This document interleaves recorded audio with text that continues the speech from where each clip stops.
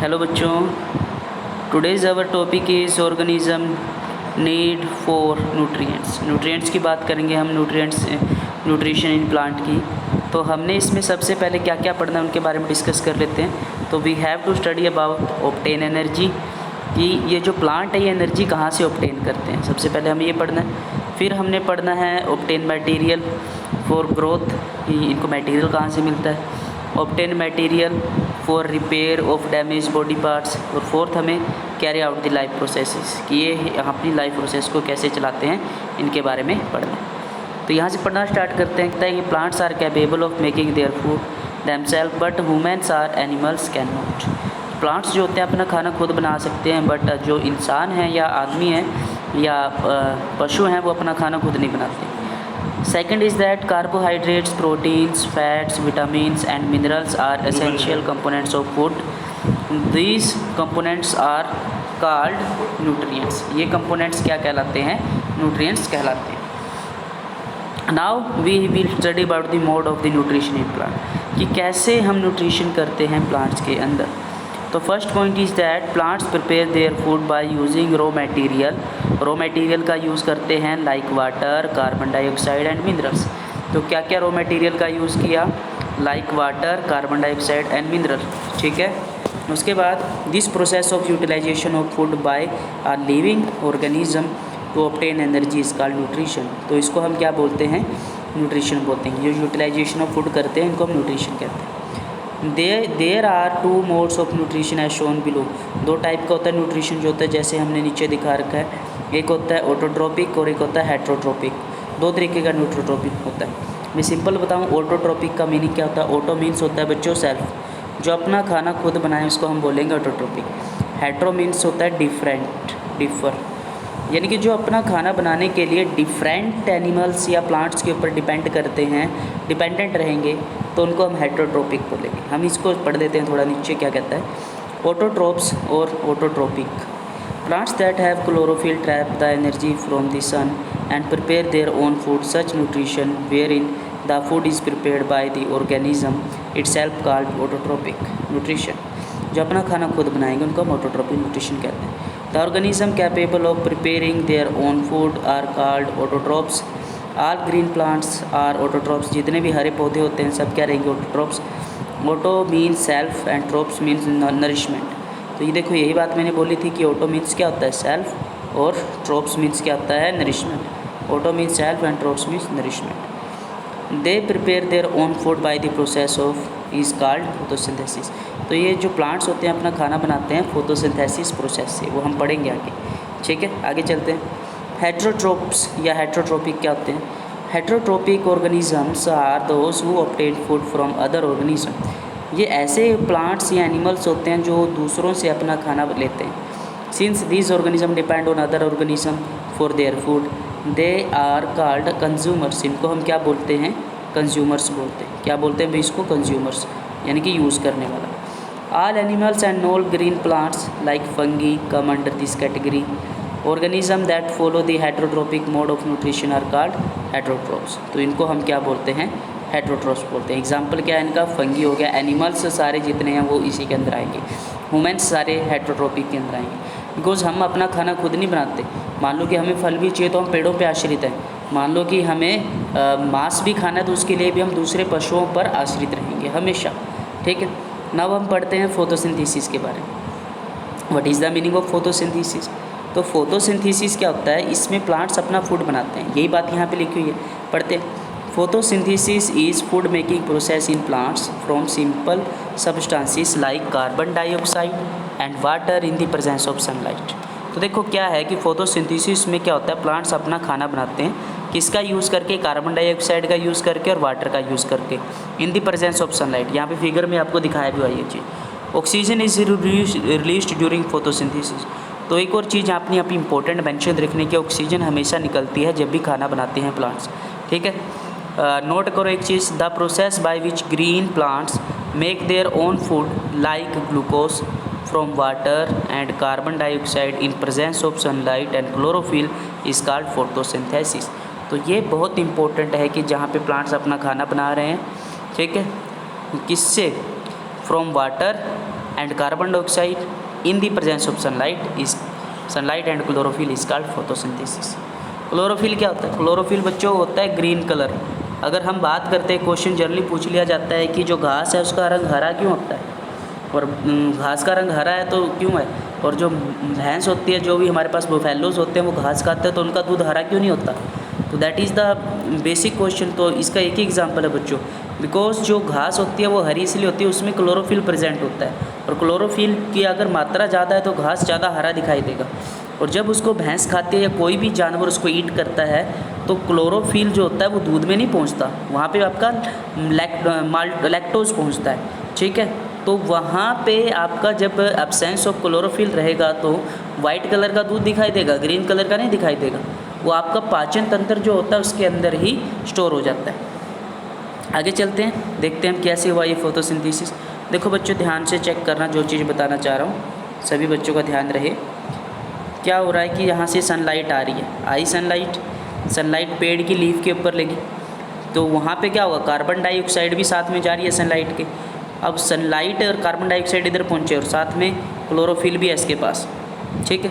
तो बाहर यहाँ से क्या निकलेगा, ऑक्सीजन, और इस प्रोसेस को हम क्या बोलते हैं, फोटोसिंथेसिस बोलते हैं, ठीक है। वाटर नीचे से जा रहा है जड़ों से, ठीक है। तो this process of photosynthesis takes place in the green leaves of plants. The food is prepared by the green leaves of plants in the form of simple sugar called glucose. तो यहाँ पे जो फूड बनता है वो बनता है glucose, ठीक है बच्चों। The extra glucose is change into the another food called starch. अगर ज़्यादा ग्लूकोज होता है, बचा हुआ ग्लूकोज, तो स्टार्च में कन्वर्ट हो जाता है। This starch is stored in the leaves of the plant. ये जो स्टार्च है ये लीव ऑफ प्लांट्स के अंदर स्टोर हो जाता है। The green plants convert sunlight energy into chemical energy by making carbohydrates. तो ग्रीन प्लांट्स जो हैं वो केमिकल एनर्जी में कन्वर्ट हो जाते हैं कार्बोहाइड्रेट्स के साथ, ठीक है। तो आगे बढ़ते हैं। The photosynthesis take place in the following 3 steps. 3 steps से होती है फोटोसिंथेसिस, हम यहाँ तक पढ़ेंगे। Absorption of sunlight energy by chlorophyll. सबसे पहला स्टेप क्या है कि ऑब्जर्प्शन करेगा सनलाइट की, जो ग्रीन लीफ है, क्लोरोफिल की सहायता से। Conversion of sunlight energy into chemical energy. ये इंपॉर्टेंट स्टेप है, इसको याद रखना बच्चों। लाइट एनर्जी को केमिकल एनर्जी में कन्वर्ट किया जाता है। And splitting of water into hydrogen and oxygen by light energy. तो वाटर को स्प्लिट कर दिया जाता है, आपका हाइड्रोजन और ऑक्सीजन में अलग अलग कर दिया जाता है, तोड़ दिया जाता है, ठीक है। वैसे भी आपको पता है कि जब भी कोई चीज़ टूटती है तो आयन्स बनते हैं उसके, तो हाइड्रोजन और ऑक्सीजन का आयन बनेगा। Third point is that reduction of carbon dioxide by hydrogen to form carbohydrate like glucose by utilizing the chemical energy. तो यहाँ पे रिडक्शन होती है कार्बन डाइऑक्साइड की। हाइड्रोजन जो है कार्बन से मिलके क्या बना लेता है, कार्बन डाइऑक्साइड से मिलके कार्बोनेट बना लेता है, लाइक ग्लूकोज, ठीक है। तो ये होती है utilizing of the chemical energy. Conditions क्या रहेंगी भाई नेसेसरी फॉर फोटोसिंथेसिस के लिए? The condition necessary of photosynthesis to take place are sunlight. सबसे पहले मुझे सनलाइट चाहिए, फिर क्लोरोफिल चाहिए, फिर कार्बन डाइऑक्साइड चाहिए, फिर वाटर चाहिए, और इन सब से मिलके क्या मिलता है, ग्लूकोज मिलता है मुझे। इन सब से मिलके क्या बनता है, ग्लूकोज। आगे बढ़ते हैं। रॉ मटेरियल क्या क्या चाहिए हमें फोटोसिंथेसिस के लिए? The raw material for photosynthesis are carbon dioxide and water, ठीक है। क्लियर रहेगी बात में। तो अब यहाँ पे एक चीज़ और कर लेते हैं, उसके बाद हम ऑफ करेंगे इसको। कहते हैं how the plants obtain carbon dioxide, कि प्लांट्स कार्बन डाइऑक्साइड कैसे लेते हैं। तो देखो ध्यान से समझो, यहाँ पे गार्ड सेल होते हैं प्लांट्स के अंदर भी, गार्ड सेल होती है, सांस लेने वाली सेल जो होती है, ठीक है। तो सांस लेने वाली सेल इसके अंदर भी होती हैं, जिसको मैं क्या बोलता हूँ, guard cell. How the plants obtain carbon dioxide. तो प्लांट सेल के अंदर बच्चों गार्ड सेल होते हैं जहाँ से वो सांस लेता है। यहाँ पे आपको फिगर भी दिखाई भी दे रहा है, that is the guard cell, ठीक है। स्टोमा होता है इसके अंदर, प्लांट सेल के अंदर क्लोरोफिल होता है जो हरा कलर प्रोवाइड करता है इसको। देखो ये लीफ है, ठीक है, ये लीफ का ही हमने स्ट्रक्चर इधर किया है। ये क्या है, सेक्शन थ्रू आ लीफ ये। और ये स्टोमेटा होता है इधर, जो ये आपको दिखाई दे रहा है, ये वाला पोर्शन जो होता है स्टोमेटा। इसको बड़ा करके दिखाया इधर स्टोमेटा को, ये स्टोमेटा ओपनिंग होता है। इसके अंदर भी आपके क्या होते हैं, गार्ड सेल। और गार्ड सेल का मतलब क्या होता है बच्चों, ये सांस लेने का काम करते हैं प्लांट्स में, ठीक है। तो वहाँ से ये कार्बन डाइऑक्साइड लेता है और ऑक्सीजन को रिलीज़ करता है। पढ़ते हैं इसके बारे में। There are a large number of tiny pores called stomata, कि लीफ के अंदर बहुत सारे छोटे छोटे पोर्स होते हैं, टीनी पोर्स, जिसको हम क्या बोलते हैं, stomata. on the surface of the leaves of plants. The carbon dioxide gas enter the leaves of the plants through the stomata present on their surface. तो जहाँ पे भी होल्स रहते हैं, ये स्टोमेटा रहता है, वहाँ से कार्बन डाइऑक्साइड पास करती है, बिकॉज स्टोमेटा के अंदर आपका गार्ड सेल होता है, ठीक है। Each stomata pore is surrounded by a pair of guard cell. The opening and closing of stomata pores is controlled by guard cell. तो गार्ड सेल से ही ये कंट्रोल किया जाता है। आगे बढ़ते हैं इसके बाद। और गार्ड सेल का यूज़ क्या होता है बच्चों? इसका यूज़ होता है कार्बन डाइऑक्साइड और ऑक्सीजन यानी कि सांस लेने के काम आता है। How the plants obtain water from the photosynthesis, कि वाटर कैसे लेते हैं ये? तो the water require by the plants for photosynthesis absorb by the root of the plants from the soil through the process of osmosis. तो जो आपका osmosis process है उसके थ्रू मिट्टी से जो होता है, जड़ों के थ्रू आपका क्या जाता है? वाटर जाता है in the leaves. Okay, the water absorb by the roots of the plants is transported upward through the xylem vessels to the leaves where it reach the photosynthesis.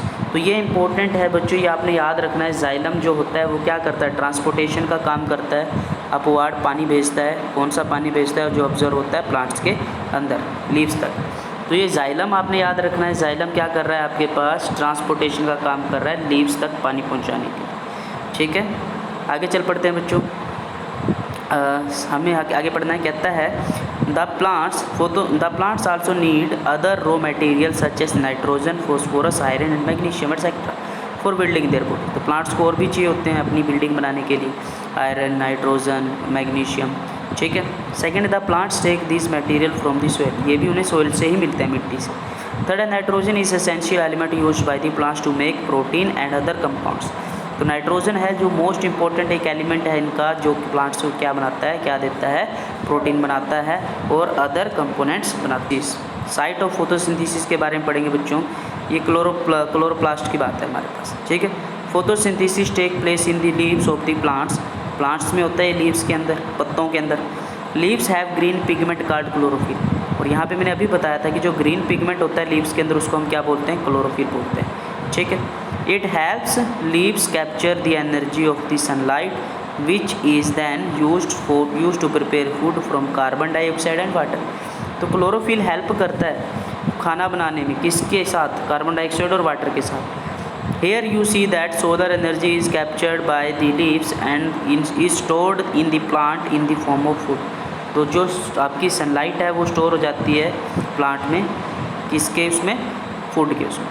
So we can say that sun is ultimate source of energy for our living organism. तो यहाँ से मुझे पता चलता है कि सन जो है एक अल्टीमेट सोर्स ऑफ एनर्जी है सभी लिविंग ऑर्गेनिज्म के लिए। तो यहाँ तक आपने करना है बच्चों। उसके बाद जो है हम जल्दी ही अगली